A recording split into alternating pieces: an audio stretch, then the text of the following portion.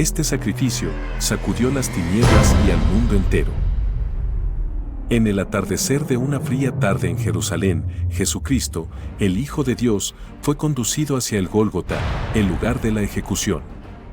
El peso de la cruz sobre sus hombros, su paso era lento y doloroso. La multitud reunida observaba en silencio, enmascarando su compasión con gritos de insulto y desprecio. El trayecto hacia el Calvario era tortuoso. Cada paso de Jesús resonaba con el sonido del madero arrastrándose por el suelo, marcando su camino hacia el sacrificio. El sol comenzaba a ponerse, pintando el cielo con tonos rojizos y dorados, mientras las sombras se alargaban sobre la tierra. Jesús, exhausto y herido, tropezaba bajo el peso de la cruz. Fue entonces cuando Simón de Cirene, un forastero en la ciudad, fue obligado por los soldados romanos a ayudar a cargar la carga. El rostro de Jesús estaba cubierto de sangre y sudor, pero en sus ojos aún se veía una serenidad divina, una paz que sobrepasaba el sufrimiento humano. Finalmente, llegaron al Calvario, una colina desolada fuera de las murallas de la ciudad.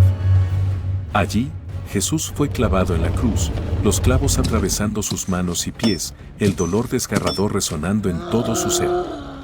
Los soldados, indiferentes al sufrimiento, levantaron la cruz y la colocaron en posición vertical, dejando a Jesús expuesto al escarnio público.